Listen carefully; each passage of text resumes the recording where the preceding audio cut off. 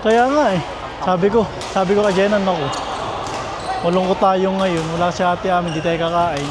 Nagtampo yan. Wala. Ay, bigla rin pa ng libo. Bale, pagdalagang men, dalawa naman. Nasa?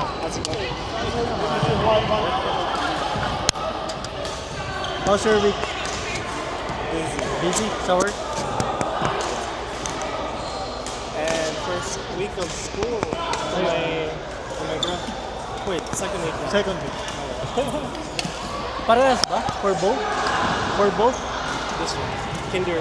Ah, My first year kinder. hindi pa nag-school yung bunso. Hindi pa. Walang youngest. Ilang taon na ba siya? 3. Ah, 3 pala. Just turned 23 on July. 3 pa lang siya pero ang dami na niyang alam. Oh yeah. Ang galing. So focus on her ate. She gets a lot of ideas and Kaya nga eh. words. And I find the second sibling learn the Faster? fastest. Yeah.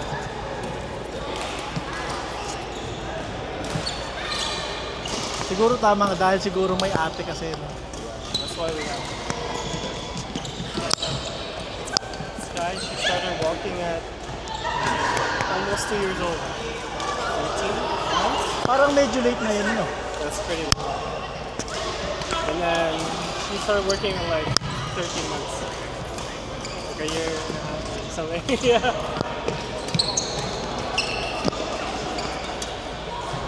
How about you? How's it going? Busy din sa work, daming customers ngayon.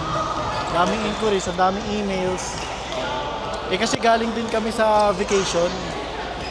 So halos 1 week kaming vacation. So pagbalik ko sa work, parang 100 plus emails. Oh my goodness.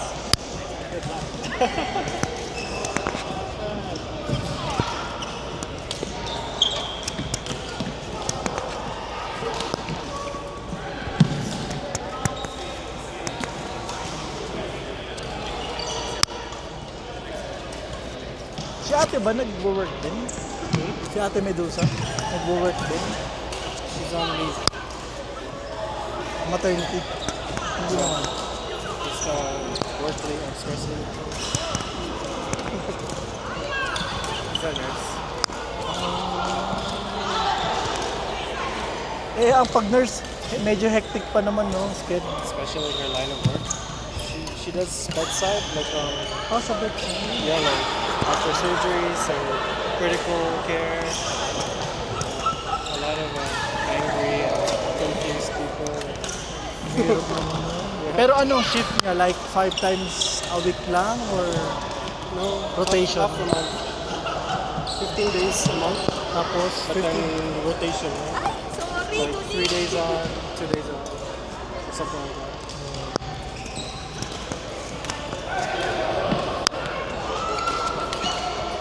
Good thing I'm able to do remote.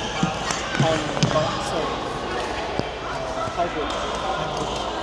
Ilang beses ka lang nagpunta sa site, sa office? Mga 3 days. twice. 3 times a week lang. Okay naman. 2 days off. Pero meron kayong kasama sa house na nag-aalaga sa dalawa?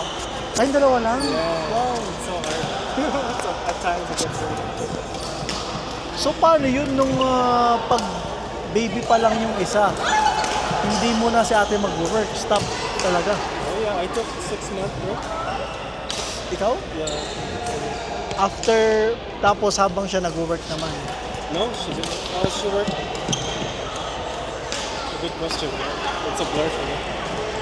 I think she worked 6 months later as well. No, she took 1 year. My bad. 1 year maternity leave. So wala nag-work? Oh. Wow, ang hirap mo. Yeah, she was set for 1 year. And then the second one, she extended for like a year and a half. Pero dun sa, while she is on vacation, may nag-work kayo? On vacation? Maternity leave, sorry. Yeah, I'm working 6 months later. When she was born. So late. So for 6 months, nobody's working. No inflows. For 6 months, Yeah. it's full-time part-time. Like Yeah. we're both taking care of the kid. So no one's working. No, exactly. Shoot, that's hard. The benefits, right? The work benefits. They pay us for maternity and paternity leave. May paternity leave? Yeah, there's. Depende siguro sa company mo. I think it's standard, because I applied in the government website. Oh, so sa EI. Yes, yeah. But it's not really EI. It's in the same category as EI, but you're temporarily you're coming back. Pero pag father, up to how many months yung allowable? Depends.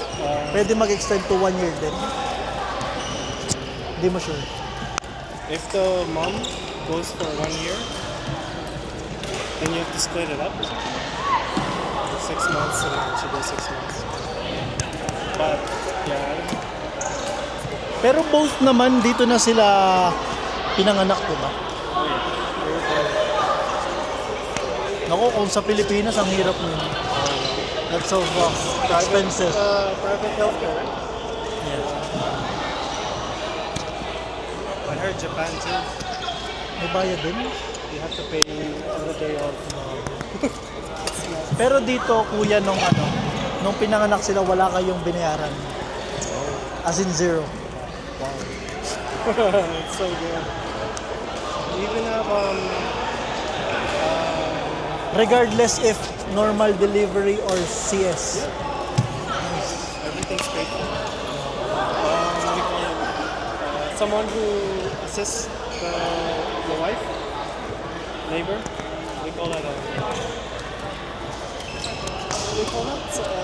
Wife? No. Someone who assists the birth, Yeah, or like the midwife. midwife. Yeah. Midwife. You can actually apply for one, and they'll help you out through and through, like the whole time. For free. For free. The government will pay for it. Sulit ang tax. Are you guys planning?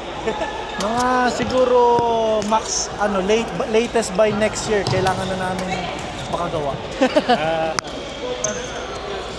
Para by the time na magi-give birth na, siguro mga 30 na kami. Oh, that's really good age. You're 29? 28. Oh, 28? Oh, wow. Still Kahit na 33, 32. 37. Si ate, 35. 35 and 37 na kayo? Wow. Wow. Parang mga 32, 33 lang kayo eh. Thank you.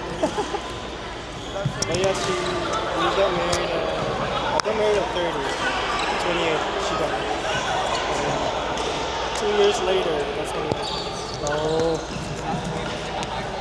Get to travel and do all that. kailangan may enjoy din eh. Enjoy. Pero parehas kayong pinanganak ni ate sa Philippines, di ba? Dito ka, were you born here? No? No. No, right? I grew up there though.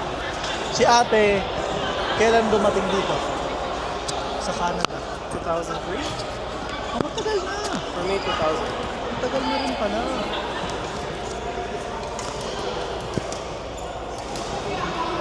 Pero hindi ka Bisaya? Or Bisaya? Sorry. Ano parehas kayo ni ate? Gamay.